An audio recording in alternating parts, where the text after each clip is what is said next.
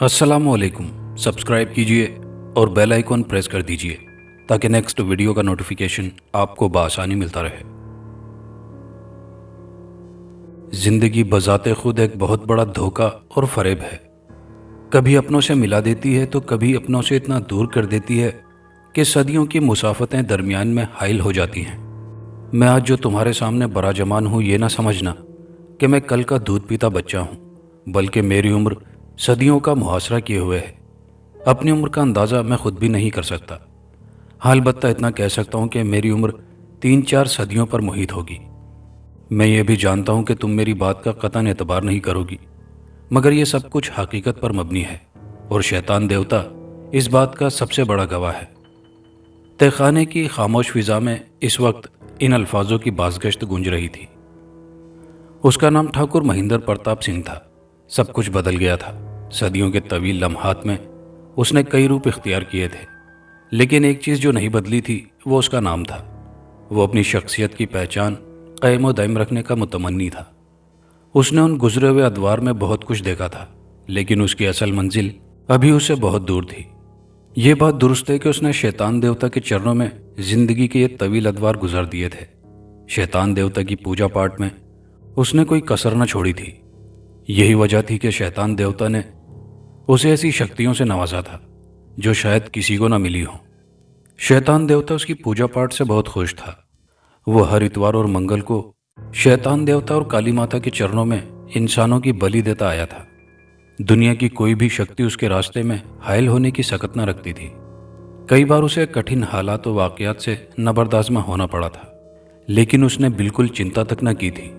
यही वजह थी कि उसने हर दरपेश आने वाली मुसीबत को अपनी शक्तियों के बलबूते पर बड़े बड़ों को नाकोचने चबवाए थे।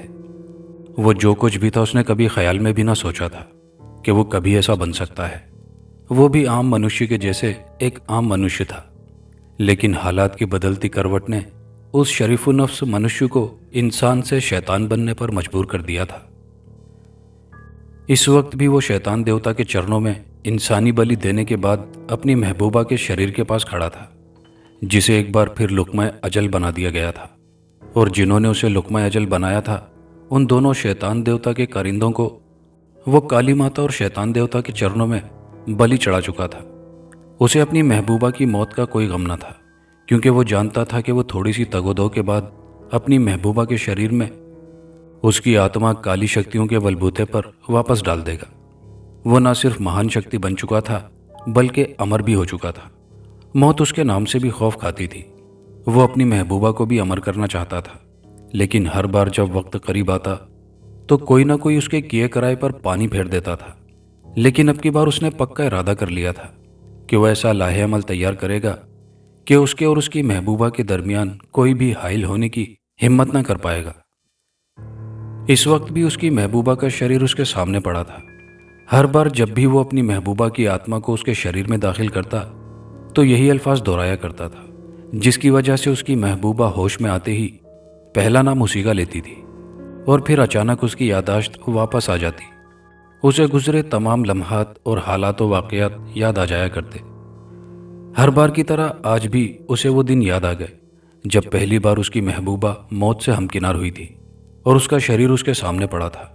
उसके धर्म के लोगों ने उसके बाप के कहने पर उसकी महबूबा के शरीर को जलाकर भस्म करने की कोशिश की थी, लेकिन वो अपनी महबूबा के शरीर को लेकर वहां से ऐसा 9-11 हुआ था कि हर शख्स उंगश्ते बदंदा रह गया था, यानी दांतों तले उंगली दबा ली थी कि आनन फानन उन दोनों को जमीन निगल गई या आसमान खा गया।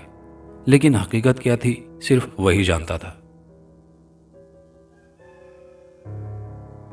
ठाकुर प्रताप सिंह का नाम सुनकर बड़े बड़ों की धोती गीली हो जाया करती थी। ठाकुर प्रताप सिंह एक सख्त मिजाज और उसूल परस्त इंसान साबित हुआ था। उसने कभी किसी के साथ ज्यादती नहीं की थी, लेकिन हर ठाकुर की तरह उसके दिल में भी अपनी बड़ाई का घमंड बहुत ज्यादा था। वो हमेशा दूसरों को हिकारत की नज़र से देखता था, लेकिन एक बात साबित थी कि उसने कभी भी अपनी रियाया समेत किसी के साथ भी ज्यादती ना की थी। उसकी जायदाद और बैंक बैलेंस का कोई शुमार ना था। उसकी ज़मीनों समेत उसकी महलनुमा कोठी में दर्जनों नौकर चाकर काम करते थे। आज तक कभी किसी ने इस बात का गिला ना किया था कि उसने कभी किसी का हक रखा हो या किसी के साथ किसी भी किस्म की कोई ज्यादती की हो। ठाकुर प्रताप सिंह को 5 साल बाद भगवान ने एक चांद से लड़के से नवाजा था। दोनों पति पत्नी ने औलाद के हुसूल के लिए न जाने क्या क्या किया था। उन्होंने रियाए के लिए एक बहुत बड़ा मंदिर बनवाया था, जहां भगवान और काली माता के अलावा कई मूर्तियां रखी गई थी। वहां आने वालों को हर सहूलत मुयस्सर थी। खाने पीने के अलावा बाहर से आने वालों के लिए रहने के लिए भी सहूलत फराहम की गई थी। बिलाखिर भगवान की कृपा से उसकी पत्नी की कोख से एक चांद से बच्चे ने जन्म लिया। बच्चे की पैदाइश की खुशी में उसने बाकायदा जश्न का न सिर्फ एहतमाम किया, बल्कि गुरबा में सोना, पैसा और खाना तकसीम किया गया। पूरी रियाया उसकी खुशियों में शामिल हुई। बच्चे की खुशी में 1 माह तक उसने जश्न मनाया। वक्त कब पर लगा के गुजरा पता ही न चला, और उसके बाद उसको भगवान ने एक लड़की से नवाजा। उसका खानदान मुकम्मल हो चुका था। दोनों बच्चों की निगहदाश्त पर उसने कोई कसर न छोड़ी थी। हर लिहाज से उसने बच्चों की परवरिश पर पानी की तरह पैसा बहाना शुरू कर दिया था। बच्चों की तालीम के लिए घर में ही शहर के एक मशहूर उस्ताद की खिदमत ली गई। दोनों बच्चों ने जवानी की दहलीज पर कदम रखे तो दोनों पति पत्नी को सबसे पहले अपनी लड़की के हाथ पीले करने की चिंता लाहक हो गई। वो जानते थे कि हालात नाखुशगवार होने में वक्त नहीं लगता। बेशक हर कोई ठाकुर प्रताप के नाम से खौफ खाता था, लेकिन बात इज्जत की थी और हरीफों का कोई एतबार नहीं होता। लेकिन ठाकुर प्रताप सिंह इस बात से भी आशना था कि उसे अपनी लड़की के लिए अपने बराबर के लोगों का इंतखाब करना है। ठाकुर प्रताप सिंह हालात व वाक़यात से बखूबी आशना था और जानता था कि हर कोई उसकी लड़की से शादी करने का ख्वाहिशमंद होगा, क्योंकि वो ठाकुर प्रताप सिंह की इकलौती लड़की है। न जाने क्यों हर आने वाला दिन उसके दिल में अजीब ही खुटका पैदा करता। हर आने वाला दिन उसे अजीबोगरीब कैफियत में मुब्तला कर देता। लड़की अगर कंवारी भी रह जाए तो कोई फ़र्क नहीं पैदा होता, लेकिन लड़की माँ बाप के सर पर अमानत की तरह होती है। लड़की एक कर्ज की तरह होती है, और ये कर्ज तो अदा करना ही होता है। ठाकुर प्रताप भी इस फरीज़े को ऐसा तरीके से सरअंजाम देना चाहता था, लेकिन ठाकुर प्रताप इस बात से कतई तौर पर आशना था कि उसके पसे पुश्त क्या खिचड़ी पक रही थी। ठाकुर प्रताप ने अपने लड़के का नाम महेंद्रनाथ प्रताप सिंह रखा, जबकि लड़की का नाम चांदनी रखा। चांदनी हकीकत में चांद की चांदनी की मानिंद थी। उसका चेहरा 14वीं के चांद की मानिंद चमकदार था। उसको भगवान ने बला का हुस्न दिया था। हर कोई उसको देखकर आंखें तक झपकना भूल जाता था, लेकिन किसी में इतनी हिम्मत ना थी कि कोई भी चांदनी को कुछ कह सकता। वैसे भी ठाकुर प्रताप के गांव में कोई भी ऐसा इंसान अभी तक किसी माँ ने जना तक नहीं था जो ऐसी भूल सरजद करके खुद को अबदी नींद सुला सकता। ठाकुर प्रताप का कहर आसमान छूता था। दूसरी तरफ चांदनी अपनी कोठी में काम करने वाले भिंदर के लड़के प्रेम पर फिदा हो गई थी। प्रेम उसकी तरफ आंख उठाकर देखता तक न था, लेकिन उसकी निगाहें हर वक्त उसके सरापे का मुहासरा किए रखती थी। कई मुलाजिमों ने इस बात को नोट भी किया था, लेकिन किसी में क्या मजाल कि कोई चांदनी के इस रद्द अमल पर जबान तक खोल सकता। बल्कि प्रेम को कई मुलाजिमों ने कहा कि वो खुद को चांदनी से दूर रखे, वरना ठाकुर प्रताप उसे जिंदा दरगोर कर देगा। लेकिन उसके दिल में कोई चोर नहीं था, इसलिए वो साफ बात करता था कि मैंने कभी छोटी ठकुराइन साहिबा को मेली आंख से देखा तक नहीं, इसलिए मुझसे ऐसी कोई बात करने से पहले अपने अल्फाज पर गौर जरूर कर लिया करो। दिन गुजरते गए और चांदनी प्रेम के करीब आती चली गई। अपने कमरे की सफाई के लिए वो प्रेम को बुलवाती थी, जबकि उसकी खास मुलाजमा उसके लिए एलची का काम करती थी। प्रेम चांदनी से दूर रहना चाहता था। वो जितना उससे दूर होने की कोशिश करता, चांदनी उतना उसके करीब आती चली जा रही थी। हत्ता कि वो दोनों इतना करीब आ गए कि हर हाइल रुकावट दूर हो गई। वो ऐसा लम्हा था जब दोनों होशो हवास खो बैठे थे, और जब होशो हवास की दुनिया में पलटे तो प्रेम के कदमों तले जमीन सरक गई। उसे अपनी मौत वाज़े दिखाई देने लगी। उसने ठाकुर प्रताप की इज्जत की धज्जियां उड़ाई थी, और वो इसका अंजाम बखूबी जानता था। चांदनी भी थोड़ी तजब्जुब का शिकार थी, लेकिन वो अपनी परेशानी को प्रेम के सामने जाहिर नहीं होने देना चाहती थी। वो जल्द अज जल्द इस परेशानी से जान छुड़ाना चाहती थी। इस काते हमल के अलावा कोई हल भी ना था, लेकिन वो जानती थी कि यह एक बहुत बड़ा रिस्क था। इसके लिए सबसे पहले उसे किसी बाएतमाद इंसान को अपने साथ मिलाना होगा, लेकिन वो इन हालात में किसी पर भरोसा करने को कतन भी तैयार ना थी। दिन गुजरते गए और उन दोनों के ताल्लुकात में आए रोज इजाफा होने लगा, यहाँ तक कि ठाकुर प्रताप के मुंशी चौबंद वर्मा को भी इस बात की भनक पड़ गई। वो शुरू से ही दूसरों पर निगाह रखने वाला इंसान था। उसे जब इन हालात का पता चला तो उसे अपनी कुव्वत समात पर विश्वास न हुआ था। उसने इस बात की टोह निकालने का पक्का इरादा कर लिया और फिर एक दिन चांदनी और प्रेम को हवेली के पिछले बागीचे में उड़िया हालत में देखकर हैरत से गुंग रह गया था। उसे अपनी कुव्वत बीनाई पर विश्वास नहीं हो रहा था कि एक कमी कमीन ठाकुर प्रताप सिंह की इज्जत की ऐसे धज्जियां उड़ाने की जिसारत कर सकता है। वो जानता था कि इस बात की अगर ठाकुर को भनक भी पड़ जाए तो वो उस नीच मनुष्य के साथ साथ उसके सारे खानदान को तहस नहस करके रख देगा। लेकिन वो खुद उसको रोक भी नहीं सकता था, क्योंकि वो जानता था कि वो जिस कदर दूर जा चुका है, इन हालात में अगर वो उन दोनों के दरमियान मुदाखलत करेगा तो मुमकिन है चांदनी उसे पलक झपकते में अबदी नींद सुलवा दे और किसी को कानों कान खबर तक ना हो सके। उसने इस मसले का हल सोच लिया। बेशक ये एक बहुत बड़ा रिस्क था, लेकिन उसने अपने मंसूबे को अमली जामा पहनाने का तहिया कर लिया था। वो उस वक्त एक दरख्त की ओट में खड़ा उन दोनों की नाकाबिले बर्दाश्त हरकत पर निगाह रखे हुए था, जब अचानक ही उसके कानों से जानी पहचानी आवाज़ों की बाज़गश्त टकराई। मैं भला ठकुरानी साहिबा को कैसे मना कर सकती हूँ, लेकिन एक न एक दिन चोर की चोरी ज़रूर पकड़ी जाती है, और जिस दिन चोर की चोरी पकड़ी जाए उसके साथ उसके मुआवनत करने वाले भी सभी फंस जाते हैं। क्या करूँ, कुछ सुझाई नहीं दे रहा कि करूँ तो क्या करूँ। तुम ही बताओ, कोई तो उपाय होगा इस मसले का। ये आवाज़ चांदनी की नौकरानी खास की थी। मुंशी ने आवाज़ की सिमत देखा तो उससे थोड़े फासले पर एक दरख्त की ओट में खड़े दो अफराद उसे दिखाई दिए। उन दोनों की पुश्त उसकी तरफ थी, और हैरत की बात यह थी कि वो दोनों ही चांदनी की नौकरानियां थीं। मुंशी के लबों पर फातिहाना मुस्कुराहट जलवागर हुई, जैसे उसे अपने मंसूबे की आपस में जुड़ती कड़ियां मिल गई थी। अब उसके लिए परेशानी की कोई बात ना थी। वह नीच जात मनुष्य को ऐसी सज़ा दिलवाना चाहता था कि उसकी आने वाली पुश्तें भी याद रखें। तुम्हें पता है मुंशी, तुम क्या बक रहे हो? ठाकुर ने मुंशी की बात सुनकर गुस्से से भूखे शेर की तरह तकरीबन धाड़ते हुए कहा था।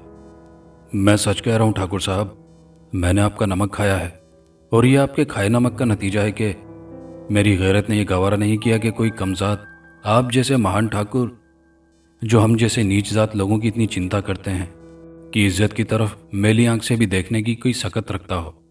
और उस नीच ने तो ऐसी घटिया हरकत की है कि उसका कोई मदावा ही नहीं है। मुंशी ने बमुश्किल तमाम अल्फाज चबा चबा कर अदा किए, जबकि उसकी बात सुनकर ठाकुर अपनी जगह से उठकर उस तरफ लपकर उसको गिरेबान से पकड़ लिया। याद रखना मुंशी, अगर तेरी बात झूठ पर मबनी है तो अभी इस बात का इकरार कर ले, क्योंकि दोनों सूरतों में तुझे मरना है। अब अगर तू इकरार कर ले कि तेरी बात झूठ पर मबनी है तो तलवार के एक वार से तेरी गर्दन जुदा करके तुझे आज़ादी दे दूंगा, और अगर तू अपनी बात पर डटा रहा और जाए वकुआ पर पहुंचकर तेरी बात झूठी साबित हुई तो तेरे परिवार समेत तुझे कुत्तों के आगे डाल दूंगा। ठाकुर ने मुंशी को गिरेबान से पकड़कर ऊपर उठा लिया और बात खत्म करके जोर से पीछे की तरफ फेंका तो वो तकरीबन उड़ते हुए पिछली दीवार से जा टकराया। खौफ की वजह से मुंशी की घिग्गी बंद गई। उसे कुछ समझ नहीं आ रही थी, करे तो क्या करे। बिला वजह अपने ही पैरों पर उसने कुल्हाड़ी मारी। जो भी था, एक न एक दिन तो दूध का दूध और पानी का पानी हो ही जाता। यह चूहे बिल्ली का खेल एक न एक दिन सबके सामने जाहिर हो ही जाता। बिला वजह उसने मुदाखलत करके अपनी जान शिकंजे में फंसा दी थी। दीवार से सर टकराने की वजह से एक तो उसकी आंखों के सामने तारे नाचने लगे, और जब वो कुछ होश में आया तो उसने एक सरसरी नज़र गुस्से से पेचुताप खाते ठाकुर पर डाली, जो दीवार पर लटकी मैन में से तलवार निकालकर उसकी सिमत बढ़ रहा था। बोल खबीस इंसान, क्या जो कुछ तूने कहा है वो हकीकत पर मबनी है या झूठ? ठाकुर ने एक बार फिर उसे गिरेबान से पकड़कर जमीन से उठाया। मुंशी के छक्के छूट चुके थे। उसकी ऊपर की सांस ऊपर और नीचे की सांस नीचे टक्कर रह गई थी। ठाकुर साहब, वो जम ना भिप। मुंशी के हलक से बमुश्किल ये अल्फाज निकले। खौफ से उसके पूरे शरीर पर कपकपी तारी थी। क्या जमना? क्या वो भी तेरी इस बात में शामिल है? ठाकुर ने नफरत भरी निगाह उस पर डालते हुए उसका गिरेबान मजीद दबाते हुए कहा। तो मुंशी को अपनी सांसों की डोरी टूटती हुई महसूस हुई। अगर ठाकुर फौरन उसे छोड़ न देता तो मुमकिन था कि वो स्वर्गवास हो जाता। नहीं ठाकुर साहब, छोटी ठकुराइन, मुंशी बस इतना ही बोल पाया था। ठाकुर ने उसे धक्का देकर एक बार फिर दूर फेंक दिया और बुलंद आवाज से मुलाजिम अर्जुन का नाम पुकारा। नाम पुकारने की देर थी कि अर्जुन दौड़ता हुआ अंदर दाखिल हुआ। जी बड़े ठाकुर साहब, मुलाजिम ने ठाकुर के तेवर भांपते हुए धीमे लहजे में हाथ जोड़े खड़े होकर कहा। फौरन से भी पहले जमुना को लेकर आ। वो जहां भी हो, जो भी कर रही हो, उसे घसीटते हुए मेरे पास लेकर आ, ठाकुर ने गुस्से से धाड़ते हुए कहा। और मुलाजिम जो हुक्म बड़े ठाकुर, कहता हुआ उल्टे कदम पलट गया। इतनी देर में मुंशी भी अपने हवास बहाल करने में सफल हो चुका था। उसने एक निगाह ठाकुर प्रताप के दहकते चेहरे को देखा और दीवार का सहारा लेकर खड़ा हो गया। बड़े ठाकुर, मैं आपका जद्दी पुश्ती खादिम चला रहा हूं। आपकी इज्जत के बारे में कुछ कहने की भला मुझ में कहाँ हिम्मत है। ठाकुर जी, जमुना छोटी ठकुराइन की राजदार बनी हुई है। उसे एक और मुलाजिमा के साथ वहां एक दरख्त की ओट में बातें करते हुए मैंने खुद सुना है। वो दोनों मुलाजमाएं छोटी ठकुराइन और उस कमजात के बारे में सब कुछ जानती हैं। जमुना के अलावा दूसरी कौन है उसको ठीक से नहीं पहचान पाया, लेकिन जमुना को उसकी आवाज़ की वजह से मैंने पहचान लिया था। वो उसको छोटी ठकुराइन और उस कमजात के बारे में ही बता रही थी। मुंशी जो लफ्ज़ों को माला पहनाने की कोशिश कर रहा था, अभी उसकी बात मुकम्मल भी ना हो पाई थी कि अर्जुन जमुना को तकरीबन घसीटते हुए लेकर अंदर दाखिल हुआ। उसने अंदर दाखिल होते ही उसे ठाकुर की तरफ फेंका। जमुना अपना तवाजुन बरकरार न रखते हुए ठाकुर के कदमों में जा गिरी। ठाकुर ने उसे बालों से पकड़कर उठाया। जमुना दर्द की कैफियत से माही बेआब की तरह तड़प कर रह गई। बोल कमजात, तुझे मैंने अपनी लड़की की हिफाजत के लिए इसलिए रखा हुआ था, और तूने इस फरीजे को कैसे सर अंजाम दिया। ठाकुर ने एक हाथ से उसके बाल पकड़ रखे थे, जबकि उसे सीधा खड़ा करके दूसरे हाथ से उसे ठोड़ी से पकड़कर उसका चेहरा ऊपर करते हुए उससे पूछा। ठाकुर की बात सुनकर जमुना के हाथों के तोते उड़ गए। जिस बात का डर था वही हो चुका था। ठाकुर को शायद सारी बात से आशनाई हासिल हो चुकी थी। उसे अच्छी तरह से इस बात का इल्म था कि अब अगर उसने ठाकुर प्रताप के सामने झूठ से काम लिया तो फौरन से भी पेशतर ठाकुर उसे अबदी नींद सुला देगा। मुमकिन है कि ठाकुर प्रताप के पास कोई ठोस सबूत भी ना हो, लेकिन जो भी था, एक तरफ ठाकुर और दूसरी तरफ छोटी ठकुराइन साहिबा की इज्जत का मसला था। लेकिन अब पछताने से क्या होता। अब तो पानी सर से गुजर चुका था। अब तो भगवान की तरफ से कोई चमत्कार ही होना था और तभी सबकी जान बख्शी हो सकती थी। वरना जिस गुस्से की आग में उस वक्त ठाकुर तप रहा था, उस आग की तपिश तो उसे अभी से ही अपने शरीर में चुभती महसूस हो रही थी। मैंने अपने फर्ज को बखूबी निभाया बड़े ठाकुर साहब। ये अल्फाज बमुश्किल उसने चबा चबा कर अदा किए, जबकि उसकी बात पूरी ना हुई थी कि ठाकुर प्रताप सिंह ने उसे उठाकर दूर फेंका। उसके पूरे शरीर में दर्द की टीसें उठने लगी थी। उसकी आंखों से आंसू बह चले थे। अब उसे विश्वास हो चुका था कि ठाकुर हकीकत से आशनाई हासिल कर चुका है। इसलिए फौरन ठाकुर के गजब से बचने के लिए उसके कदमों में गिरकर माफ़ी मांग ली जाए तो बेहतर है। यह ख्याल बिजली की सी तेज़ी से उसके दिमाग में कूदा और पलक झपकते में वो ठाकुर के कदमों में आ गिरी। बड़े ठाकुर साहब, मैं मजबूर थी। छोटी ठकुराइन का साथ ना देती तो वो मुझे जान से मरवा देती, और अगर आपकी बात ना मानती तो मैं तो दोनों तरफ से घंटे की तरह लटक कर रह गई थी। बड़े ठाकुर साहब, मैंने बजाते खुद छोटी ठकुराइन को एक दो बार समझाने की कोशिश की थी, लेकिन उन्होंने मेरी औकात याद दिलवाकर मेरी बोलती बंद करा दी थी। मैं निर्दोष हूँ बड़े ठाकुर। मैं भगवान की सौगंध खाकर कहती हूँ कि मैं निर्दोष हूँ, मुझ पर रहम कीजिए। जमुना टसवे बहाते हुए रहम तलब आंखों से बड़े ठाकुर की तरफ देखते हुए कह रही थी, लेकिन ठाकुर का गुस्सा अपने उरूज की बुलंदियों को छू चुका था। उसने एक बार फिर उसे बालों से पकड़कर खड़ा किया और खा जाने वाली नजरों से उसे देखते हुए गोया हुआ। इसका मतलब है कि मुंशी ने जो कुछ कहा है वो हकीकत पर मबनी है। ठाकुर की बात का जमुना के पास कोई जवाब होता तो वो जवाब देती, इसलिए चुप रही। उसका पूरा शरीर थर थर कांप रहा था। कबूतर के जैसे दिल की धड़कनें बेतरतीब हुई जा रही थी। उसे कुछ समझ नहीं आ रही थी कि इसका कोई उपाय निकाले। वो अच्छी तरह जानती थी कि इस भूल की सज़ा सिर्फ मौत ही है, वो भी एक अजियतनाक मौत। न जाने किस वक्त मुंशी ने सब कुछ देख लिया था। उसे मुंशी पर बहुत गुस्सा आ रहा था, लेकिन वो जानती थी कि वो मुंशी का बाल तक बीका करने की हिम्मत नहीं रखती, इसलिए दिल में कुड़ने का कोई फायदा ना था। तेरे साथ जो दूसरी छोकरी है वो कौन है? ठाकुर की इस बात पर जमुना को लहू अपनी रगों में मुंजमद होता महसूस हुआ, लेकिन दूसरे ही लम्हे उसके पूरे शरीर में खुशी की एक लहर दौड़ गई, क्योंकि उसकी मदद करने वाली कोई और नहीं मुंशी जोवंत वर्मा की बेटी मनीषा वर्मा थी। मुंशी ने अपने ही पैरों पर कुल्हाड़ी मार ली थी। अब वो तो मरेगी ही, साथ उसकी बेटी को भी ले डूबेगी। उसने एक निगाह मुंशी पर डाली, जिसके चेहरे पर शैतानियत ने पूरी तरह कब्जा जमा रखा था। फिर उसने ठाकुर की तरफ देखा, जो अभी तक उसे बालों से पकड़े हुए था। वो मनीषा वर्मा है बड़े ठाकुर साहब, उसने ठहर ठहर कर जवाब दिया। तो ठाकुर समेत मुंशी के कदमों तले से भी जमीन सरक गई। ठाकुर की कहर आलूद निगाहें मुंशी पर जम गई, जबकि मुंशी खा जाने वाली निगाहों से जमुना की तरफ देख रहा था। वो हालात की नज़ाकत को भांप चुका था। ये झूठ बोल रही है बड़े ठाकुर साहब। अपनी जान बचाने के लिए सारा इल्ज़ाम मेरी बेटी पर लगा रही है। ये खुद दोषी है, मेरी बेटी निर्दोष है। ये अपना दोष छुपाने के लिए सारा इल्ज़ाम मेरी बेटी पर लगाकर उसे फंसाना चाहती है बड़े ठाकुर साहब।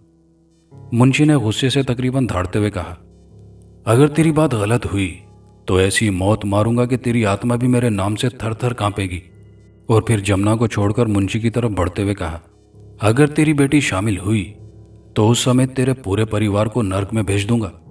मुलाजिम जो जमुना को घसीट कर लाया था उसकी तरफ मुड़ते हुए कहा, इसकी बेटी जहां भी हो उसे लेकर आ। ठाकुर कमरे के एक तरफ बनी खिड़की के सामने खड़ा हो गया।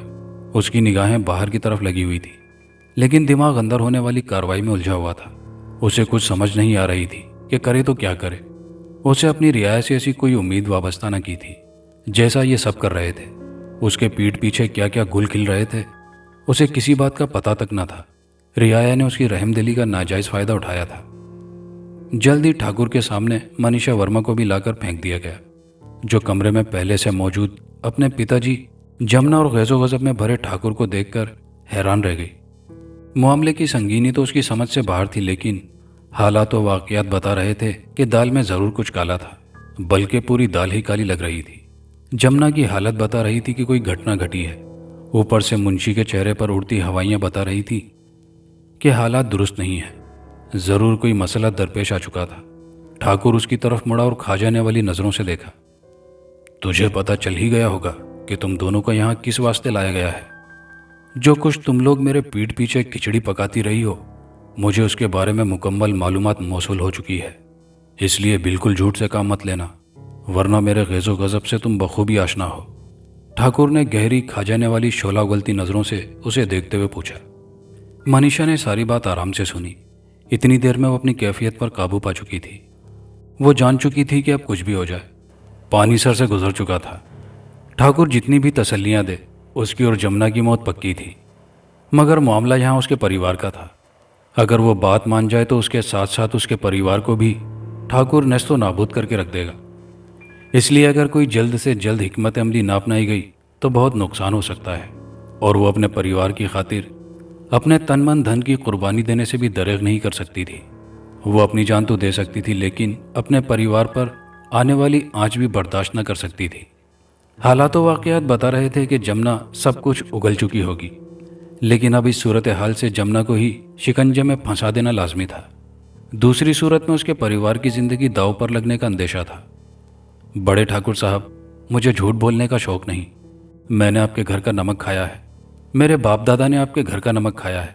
मैं भला कैसे आपके पीठ पीछे कोई ऐसी हरकत करने की कोशिश कर सकती हूँ जिसकी एवज़ आपकी इज्जत और आबरू दांव पर लग जाए। मेरे पिताजी और माताजी ने मेरी परवरिश में कोई कमी ना की है। उन्होंने हमेशा मुझे एक ही बात सिखाई है कि ठाकुर ख़ानदान के लिए हमारा तन मन धन कुर्बान है। तो आप सोचिए, मुझे क्या आई कि मैं कोई ऐसी हरकत करने की जिसारत कर सकूं। मनीषा ने बड़े तामुल के साथ ठाकुर के सामने हाथ जोड़कर कहा। उसने थोड़ा तवक्कुफ किया, फिर गोया हुई। कल रात में बड़ी ठकुराइन के कमरे में झाड़ पोंछ कर रही थी तो मुझे बागीचे में कुछ साए दिखाई दिए, और फिर एक साया आगे गुजर गया, जबकि दूसरा साया एक दरख्त की ओट में खड़ा हो गया। जल्दी वो साया न जाने क्यों उस दरख्त की ओट से नमूदार हुआ, तो कमरे से छनकर बाहर जाती रोशनी उसके चेहरे पर पड़ी। तो उसे देखकर मैं तो हैरान रह गई। यकीन जानिए ठाकुर साहब, वो कोई और नहीं, ये जमुना थी। बड़े ठाकुर, जमुना ने मनीषा की बात सुनकर अपनी सफाई पेश करने की कोशिश की, लेकिन ठाकुर ने बायां हाथ उसकी तरफ उठाकर उसे खामोश रहने का इशारा किया, तो वो चारों नाचार खामोश रह गई। अंदर ही अंदर वो जल भुन कर रह गई थी, क्योंकि मनीषा जो कुछ कह रही थी वो मुकम्मल तौर पर झूठ पर मबनी था। दोनों बाप बेटे मिलकर उसे फंसाने के चक्कर में थे। हालांकि हकीकत ये थी कि मनीषा भी इस जुर्म में उसकी बराबर की शरीक थी। तो अपनी बात मुकम्मल कर। ठाकुर ने जमुना को खामोश करवाने के बाद मनीषा की तरफ देखते हुए कहा। मुझे थोड़ी तशवीश हुई कि ज़रूर दाल में कुछ काला है। मैं बात की खोज निकालने की गर्ज से बागीचे में गई तो ना जाने कैसे जमुना की निगाह मुझ पर पड़ गई, या उसे मेरी मौजूदगी की भनक पड़ गई। तो वो मेरे पास आ गई। मैंने उससे पूछा कि तुम इतनी रात गए यहाँ क्या कर रही हो, और तुम्हारे साथ कौन है जो थोड़ी देर पहले आगे गया है। तो इसने अपने लबों पर उंगली रखते हुए मुझे खामोश करवा दिया, और फिर धीमे लहजे में इसने मुझे छोटी ठकराइन और उस लोंडे के मुतालिक बताया। तो मुझे उसने कहा कि अगर मैं अपना मुंह बंद रखूं तो इसके एवज छोटी ठकराइन से वो मुझे बहुत कुछ लेकर देगी। मैंने उस वक्त तो कोई जवाब ना दिया और वापस लौट आई। लेकिन थोड़ी ही देर बाद छोटी ठकुराइन की तरफ से बुलावा आ गया। मैं छोटी ठकुराइन के कमरे में गई तो जमुना भी उनके पास थी। उन्होंने भी इन्हीं अल्फाज को दोहराया कि अगर मैं अपना मुंह बंद रखूं और उनके साथ मिल जाऊं तो इसके एवज वो मुझे इनाम और इकराम से नवाजेंगी। ठाकुर साहब, क्या कुछ चल रहा था मुझे कतन खबर नहीं थी, लेकिन मैं इतना समझ चुकी थी कि ज़रूर कुछ होने वाला है। मैं आपको बताने से भी खौफ खा रही थी कि कहीं आप मेरी बात को गलत समझकर मेरा सर न कटवा दें। मुझे अपनी जान की तो कोई चिंता नहीं, लेकिन मेरी वजह से मेरे निर्दोषी माता पिता को भी आपके कहर का निशाना बनना पड़ता। मैं शदीद तजब्जुब का शिकार थी कि करूं तो क्या करूं। पिताजी को तलाश किया लेकिन वो ना मिले, क्योंकि वो आपके पास मौजूद थे। और यही नहीं, आज रात छोटी ठकुराइन अपना सब कुछ समेट कर उस लौंडे के साथ चंपत हो जाएंगी। ये बातें मुझे जमुना की तरफ एक बार फिर इशारा करते हुए इसी ने बताई थी। वो लौंडा रात के पिछले पहर आएगा। छोटी ठकुराइन कीमती जेवरात नकदी के अलावा ना जाने क्या क्या लेकर उसके साथ। इससे पहले कि मनीषा कुछ आगे कहती, ठाकुर ने उसे खामोश कर दिया। इसने जो कुछ कहा है क्या यह सच है या झूठ? ठाकुर ने दीवार के साथ मक्खी के जैसे चिपकी जमुना की तरफ खा जाने वाली निगाहों से देखते हुए पूछा। बड़े ठाकुर जी, आप मेरी बात का विश्वास करें, ये जो कुछ कह रही है। जमुना ने धुआंधार रोते हुए कहा, लेकिन ठाकुर ने एक बार फिर उसे खामोश करवा दिया। बकवास बंद कर, ठाकुर गुस्से से पेचोताप खाते हुए बोला। ये बताइए, जो कुछ कह रही है सच है या झूठ? ये सब झूठ है। जमुना ने दोनों बाजुओं में मुंह छुपाते हुए रोते हुए जवाब दिया। क्या सच है क्या झूठ इसका पता तो आज ही चल जाएगा। मैं तुम दोनों की जिंदगी बख्श रहा हूं, लेकिन इस शर्त पे कि तुम दोनों चांदनी से कोई भी बात नहीं करोगी। बसूरत दीगर तुम दोनों को जलाकर राख कर दूंगा। तुम चांदनी के साथ वैसे ही रहोगी जैसे पहले रहती थी। तुम दोनों पर खुफिया नजर रखी जाएगी। जो कुछ जैसे चल रहा है उसे चलने दो, वरना दूसरी सूरत में तुम दोनों को तुम्हारे परिवार के साथ नर्क में भेज दूंगा। अब फौरन से भी पहले दफा हो जाओ यहां से। ठाकुर ने दोनों की तरफ गुस्सीली निगाहों से देखते हुए, और दूसरे ही लम्हे दोनों वहां से 9-2-11 हो गई। उन दोनों के जाने की देर थी। ठाकुर मुलाजिम की तरफ मुतवज्जो हुआ। इन दोनों पर कड़ी नजर रखो। मुंशी की तरफ गुस्से से देखते हुए, अगर इस कमरे से बाहर निकले तो। एक बार फिर मुलाजिम की तरफ देखते हुए, इसका निकलते के साथ ही फौरन सर काट देना। इतना कहकर ठाकुर वहां से चलता बना, लेकिन मुंशी अपना सर पकड़कर बैठ गया। छोटे ठाकुर, बड़े ठाकुर के गुस्से से बहुत खौफ आता है। कहीं ऐसा ना हो हमारा छुप छुप कर मिलना एक दिन उन पर जाहिर हो जाए तो कयामत बर्पा हो जाएगी। वो सब कुछ तहस नहस करके रख देंगे। हम लोग तो आपके बराबर नहीं हैं ठाकुर, इस बात को किसी तौर कबूल नहीं करेंगे, और मुझे मेरे परिवार समेत अबदी नींद सुला देंगे। प्रीति ने छोटे ठाकुर महेंद्रनाथ की तरफ देखते हुए कहा। उसकी आंखों में तैरता खौफ छोटे ठाकुर की नज़रों से छुप ना सका था। तुम तो बिलावजह डर रही हो। चिंता ना करो, जल्दी मैं पिताजी को राजी कर लूँगा। अरे पगली, तुम जानती नहीं, लोगों की नज़र में पिताजी जितने सख्त मिजाज हैं, हकीकत में पिताजी उतने ही रहमदिल और एहसासमंद इंसान हैं। छोटे ठाकुर ने प्रीति की ढारस बंधाते हुए कहा। प्रीति मलगेश गांव के मंदिर के पंडित मलगेश राव जी की बेटी थी। मलगेश राव की सारी जिंदगी उस मंदिर में गुजर गई थी। हिंदू लोग जो चढ़ावे चढ़ा जाते थे, ठाकुर प्रताप उन पर मलगेश राव को हक दिया करता था। वो प्रताप सिंह की मदद कर दिया करता। एक पूरे गांव में वही था जिसकी ठाकुर इज्जत भी बहुत करता था और उसकी मदद भी कर दिया करता। मलगेश राव को ठाकुर प्रताप ने मंदिर के अकब में ही एक अच्छा सा घर बनवा दिया था, जिसमें वो अपनी पत्नी और बेटी के साथ रह रहा था। मलगेश राव की पत्नी थोड़ी मूडी किस्म की और बदमिजाज औरत थी। यही वजह थी कि गांव का कोई भी शख्स उनके घर आने तक गवारा न करते। पंडित से भी सब मंदिर में ही मिलते। पंडित मलगेशराव बजाते खुद ठीक था, खासकर उनके लिए जो चढ़ावे चढ़ा जाते थे और जो बस भगवान की पूजा पाठ करने आते थे, उनके सामने तकरीबन मुंह बसूर कर ही आता था। छोटे ठाकुर को पहले दिन ही पंडित मलगेशराव की बेटी प्रीति बहुत भा गई थी। वो उसके लिए अपने दिल में बहुत कुछ महसूस करने लगा था। पहले पहल तो उसने अपने ज़हनी इंतशार को ख़त्म करने की बहुत कोशिश की, लेकिन वो अपने दिल बेकरार पर काबू ना पा सका और उसने जल्दी महसूस कर लिया कि पंडित की बेटी उसके लिए बहुत अहम है और इससे पहले कि कोई उसका जीवन साथी बन जाए, उसे कोई उपाय तलाश करना था। पंडित की पत्नी बड़े ठाकुर की कोठी में काम करती थी, जबकि उसकी बेटी बहुत कम ही काम पर आती थी। हाँ, अगर कभी कभार उसकी माता की हालत दुरुस्त ना हो तो फिर वो आ जाती। उस दिन भी उसकी माता की तबीयत कुछ नासाज होने की वजह से उसे काम पर आना पड़ गया। वो जैसे ही कोठी में दाखिल हुई, छोटे ठाकुर की निगाह उस पर पड़ गई। उसे देखते ही वो भागम भाग अपने कमरे में चला गया। फिर थोड़ी देर बाद एक मुलाजिमा के हाथ प्रीति को बुलवा भेजा कि उसे कहो कि आकर छोटे ठाकुर के कमरे की सफाई कर जाए। मुलाजिमा को भला क्या शक होता कि एक नौकरानी पर छोटे ठाकुर कैसी निगाह डाल सकते हैं। नौकरानी कमरे से बाहर निकली तो उस वक्त प्रीति हाथ में खाली थाली लिए गुजर रही थी। सुनो प्रीति, कहाँ जा रही हो तुम? मुलाजिमा ने उसे रोककर पूछा। बड़ी ठकुराइन के कमरे में खाली बर्तन पड़े हैं, वो उठाने जा रही हूँ, उसने माथे पर आए बालों की लट को कान की लो के पीछे छुपाते हुए कहा। मगर आफत की परकाला वो लट एक बार फिर उसके माथे पर आ गिरी। तुम ऐसा करो, ये खाली थाली मुझे दो, छोटे ठाकुर तुम्हें अपने कमरे में बुला रहे हैं। मुलाजिमा की बात सुनकर उसका माथा ठनका। उसने हैरान होकर उसकी तरफ देखा। क्यों, खैर तो है? उसने थूक निगलते हुए पूछा। हाँ हाँ, खैर ही है, छोटे सरकार का कमरा साफ करना है, उसने थाली उसके हाथों से पकड़ते हुए कहा। तो उसकी सांस में सांस आई, लेकिन दिल मुतमईन ना हुआ। थाली मुलाजमा को देकर वो छोटे ठाकुर के कमरे के पास आई, तमाम तर हिम्मत को यकजा किया और दरवाजे को खटखटाया।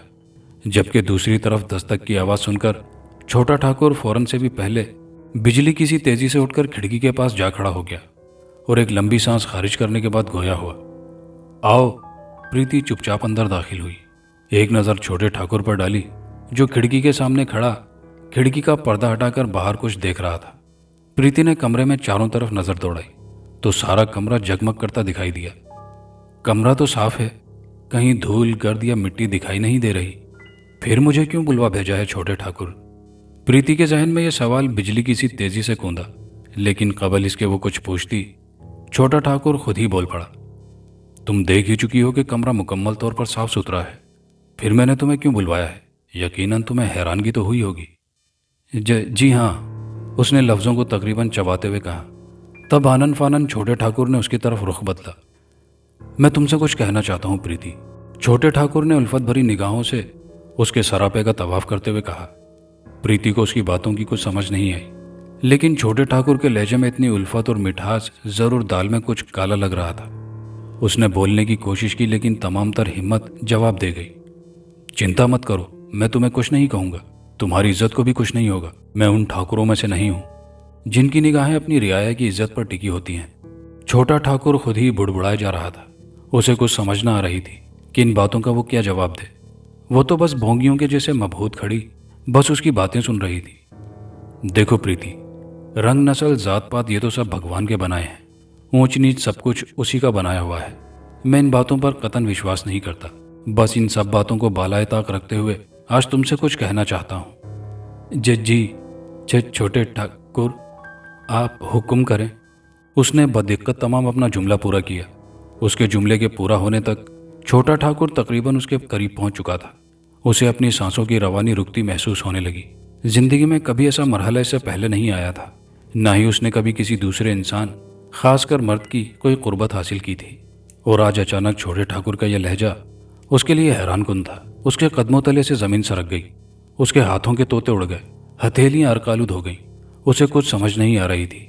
इस कैफियत से इतना जरूर दिखाई दे रहा था कि छोटे ठाकुर की तरफ से कोई मजीद पेशरफ्त हुई तो उसका फौरन दिल बंद हो जाएगा। उसकी कैफियत को भांपते हुए छोटा ठाकुर फौरन ही पीछे हो लिया। परेशान मत हो, छोटे ठाकुर ने उसकी तरफ मोहब्बत भरी निगाह से देखते हुए कहा। मैं बात को तूल देना नहीं चाहता, बस दो टोक बात करूंगा कि प्रीति, मैं तुमसे बेहद प्यार करता हूँ। यकीन मानो, पहले ही नज़र में तुम मेरे दिल में समा गई हो। मैं कई दिनों से इसी वक्त का मुंतजिर था कि किसी पल तन्हाई में तुमसे कुछ कहने का मौका मैसर आ जाए और दिल की बात तुमसे कह दूं। छोटा ठाकुर बोलता जा रहा था, जबकि उसे ठाकुर की बातें दूर किसी कुएं से आती महसूस हो रही थी। उसे कुछ समझ ही नहीं आ रहा था कि इन बातों का क्या जवाब दे। उसकी आंखों से आंसू बह निकले। इसकी वजह उसे भी मालूम न थी कि उसकी आंखें छोटे ठाकुर की बात सुनकर अश्कबार क्यों हो गई थी। हालांकि छोटे ठाकुर ने उसके साथ कुछ गलत नहीं किया था। छोटे ठाकुर ने उसकी आंखों से बहते आंसू देखते हुए उससे पूछा, तो जवाबन प्रीति अचानक ठाकुर के कदमों में गिर गई। मुझे क्षमा कर दीजिए छोटे ठाकुर, आप ना जाने क्या कह रहे हैं। आपको नहीं पता, आपकी ये बातें हम गरीबों का जीना हराम कर देंगी। हमारी क्या औकात कि आप जैसे महान लोगों से प्रेम लगन करें छोटे ठाकुर। भगवान के लिए हमें क्षमा कर दीजिए। बड़े ठाकुर के गजब से हमें बचा लीजिए। बड़े ठाकुर के कानों तक कोई बात गई तो वो मुझे मेरे परिवार समेत मौत की नींद सुला देंगे। छोटे ठाकुर, हम छोटे लोगों पर दया कीजिए, भगवान के लिए छोटे ठाकुर। प्रीति धुआंधार रो रही थी, लेकिन उसके रोने की आवाज़ इतनी बुलंद भी नहीं थी कि कमरे के दरों दीवार से बाहर निकलती। छोटे ठाकुर ने प्रीति की बात सुनकर उसे कंधों से पकड़कर उठाया। उसका सारा चेहरा आंसुओं से तर हो चुका था। छोटे ठाकुर ने उसके दुपट्टे से उसका चेहरा साफ किया। तुम चिंता क्यों कर रही हो? ऐसा कुछ भी नहीं होगा प्रीति। मैं तुम्हें दुल्हन बनाकर इस घर में लाऊंगा और इस घर का हर फर्द तुम्हें कबूल करेगा। छोटे ठाकुर ने उसकी ढारस बंधाते हुए कहा, ऐसा मुमकिन नहीं है छोटे ठाकुर, आप परछाइयों के पीछे दौड़ रहे हैं। प्रीति ने तमाम तर हिम्मत को यकजा करके अपनी कैफियत पर काबू पाते हुए कहा, जो इंसान नामुमकिन को मुमकिन ना बना सके उसकी जिंदगी भी भला कोई अहमियत रखती है। मैं तुम्हें वचन देता हूँ प्रीति कि भगवान की सौगंध तुम्हें इस घर की दुल्हन बनाऊंगा और तमाम मुश्किलात से मिलकर नबर्द आजमा होंगे। तुम पर या तुम्हारे परिवार पर आ जाने से पहले सामने मैं हूँगा। अभी किसी में इतनी हिम्मत नहीं प्रीति कि मेरे सामने खड़ा होने की कोशिश कर सके। और फिर तुम्हें भी ये पता है कि मुस्तकबिल करीब में मैं ही वारिस हूँ। ये सारी रियाया मेरे हुक्म की ताबे होगी। बहुत जल्द मेरा दौर शुरू होने वाला है। पिताजी अपनी जिंदगी में ही ये सब कुछ मेरे हवाले करने वाले हैं। छोटे ठाकुर की बातों से प्रीति की कुछ ढारस जरूर बंधी, लेकिन वो मुकम्मल तौर पर मुतमईन नहीं हुई थी। रात अपने पर फैलाने लगी थी। आज पहली बार ठाकुर प्रताप की हवेली में जल्दी सन्नाटा छा गया था और ये सब कुछ जिंदगी में पहली बार हुआ था, वरना रात गए तक हवेली में लोगों का तांता बंधा रहता था। आज सूरज ढलने से पहले ही ठाकुर ने सबको मुत्तला करवा दिया था कि ठाकुर की तबीयत कुछ नासाज होने की वजह से आज वो किसी से मिल नहीं पाएंगे। हवेली की लाइटें भी जल्दी गुल कर दी गई थी। ठाकुर सबकी नज़रों के सामने बेशक कमरे में गया था, लेकिन अपनी बीवी को उसने सिर्फ इतना कहा था कि उसे ज़रूरी काम से शहर तक जाना है। रात की तारीकी में वो इसलिए जा रहा है कि हालात की पेचीदगी को भी मलूज़े खातिर रखना पड़ता है और जल्द ही वो वापस लौट आएगा और किसी को भी पता न चले कि मैं अपने कमरे में हूँ कि कहीं गया हुआ हूँ। लाइटों के गुल होते ही वो कमरे से निकलकर मुंशी के साथ बागीचे में जाकर एक जगह भरा जमान हो गया। बागीचे के उस तरफ घने दरख्त थे, जिनके नीचे ठाकुर और मुंशी की मौजूदगी का किसी को रत्ती बराबर एहसास तक न हो सकता था। दूसरी तरफ जमुना और मनीषा की कैफियत माही बेआबकी सी हो चली थी। मनीषा अभी तक जमुना के सामने नहीं आई थी।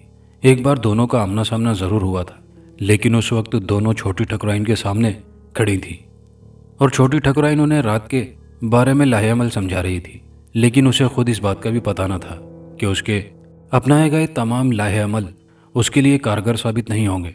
आज की रात एक इम्तिहान की रात थी, ठाकुर प्रताप के लिए भी, चांदनी और उसकी दोनों मुलाजमाओं के लिए भी। जमुना और मनीषा बहुत कोशिश के बावजूद भी छोटी ठकुराइन को हालात से आगाह नहीं कर पा रही थी, क्योंकि वो जानती थी कि ऐसी सूरत में उनका क्या हशर नशर होगा। खैर, अब जो कुछ होना था वो तो होकर ही रहना था, चाहे वो कुछ भी कर लेती। छोटी ठकुराइन को आगाह करने या ना करने से बला टलने वाली ना थी। इस बात से तो वो दोनों बाखूबी आशना थी। उनके साथ कुछ अच्छे होने की तवक्को नहीं थी। दोनों छोटी ठकुराइन के उस वक्त पास ही थी जब पूरी हवेली की बत्तियां गुल की गईं। जल्दी छोटी ठकुराइन ने उन्हें चलने के लिए कहा तो दोनों के रोंगटे खड़े हो गए। दोनों चीख चीख कर छोटी ठकुराइन को आने वाली उफ्ताद से आशना करना चाहती थी, लेकिन वो जानती थी कि ठाकुर के लोग कहीं न कहीं जरूर छुपकर उन पर निगाहें जमाए हुए हैं। छोटी ठकुराइन ने दोनों को तजब्जुब का शिकार देखा तो फौरन ही पूछ लिया, क्या बात है, ये तुम दोनों के चेहरों पर हवाइयाँ क्यों उड़ रही हैं? सब खैर तो है ना? छोटी ठकुराइन की पेशानी पर परेशानी के बायस सलवटें आया हो चुकी थी।